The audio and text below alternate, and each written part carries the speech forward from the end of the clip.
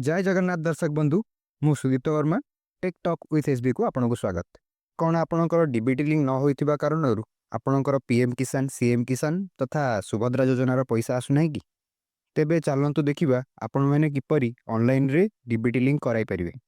प्रथमे आपण कौनसी को ब्राउजर रे एनपीसीआई लिखि सर्च करंतु। सेठारे एनपीसीआई रो ऑफिशियल साइट टी देखा जिवो, ताहाकू क्लिक करी ओपन करंतु।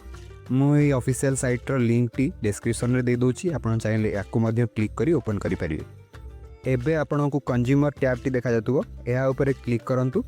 एठारे भारत आधार सीडिंग एनेबलर एहा एही लिंक ऊपर क्लिक करी आपण एहाकू ओपन करंतु। एबे राइट साइड रे आपण को आधार सीडिंग डीसीडिंग रो लिंक टी देखा जातुबो, एहाकू क्लिक करंतु। एठारे आपण निजर 12 अंक विशिष्ट आधार नंबर टी को लेखि रिक्वेस्ट फॉर आधार रे सीडिंग ऑप्शन टी को चूज करंतु। एबे आपण सिलेक्ट योर बैंक ऑप्शन रे सिलेक्ट बैंक ऊपर क्लिक करंतु।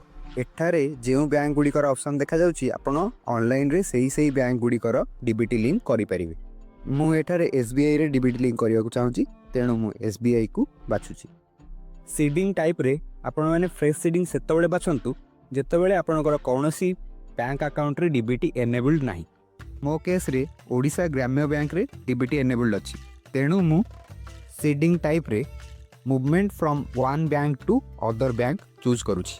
एबे आपण माने ऊपर रे जेउ बैंक टी को डीबीटी लिंक पे सिलेक्ट करले तार अकाउंट नंबर टी को भरी कन्फर्म अकाउंट नंबर रे सेही अकाउंट नंबर टी को आउथरे लेखंतु। पे कंसेंट को टिक करी कैप्चा टी को भरी सबमिट बटन ऊपर क्लिक करंतु। टर्म्स एंड कंडीशन गुडी का देखा जाउथिबो, एहा को पढी तळ को स्क्रॉल करंतु।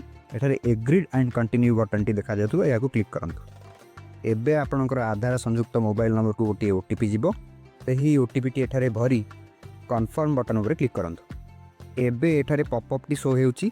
प्रथमे मोर केउ बैंक अकाउंट रे डीबीटी एक्टिवेट थिला ओ मो एबे केउटी को चेंज करिया को चाहूची, ताहा एठारे शो करूची।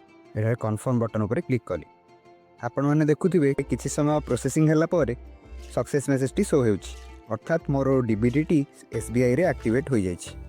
आपण माने चाहिले याकू चेक करिया पई राइट साइड रे थिबा आधार मैपडेट स्टेटस लिंक ऊपर क्लिक करंतु।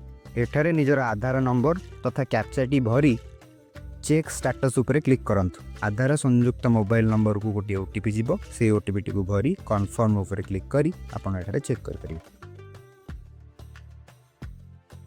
जदि आपण आधार ऑफिशियल साइट रे डीबीटी लिंक चेक करबा को चाहछंदी, तेबे एहार वीडियो मो पूर्वरु बनाइछि। एही वीडियो रो डिस्क्रिप्शन रे से वीडियो रो लिंक टी दे देबी, आपण चाहिले सेटर मध्ये चेक करि परिबे। वीडियो टी संपूर्ण देखिबार आपनको अशेष अशेष धन्यवाद। एही भली इन्फॉर्मेटिव वीडियो देखिया पई चैनल को सब्सक्राइब करी रखंतु एवं लाइक और कमेंट माध्यम रे हमकु मतामत देवा को अनुरोध रहिला।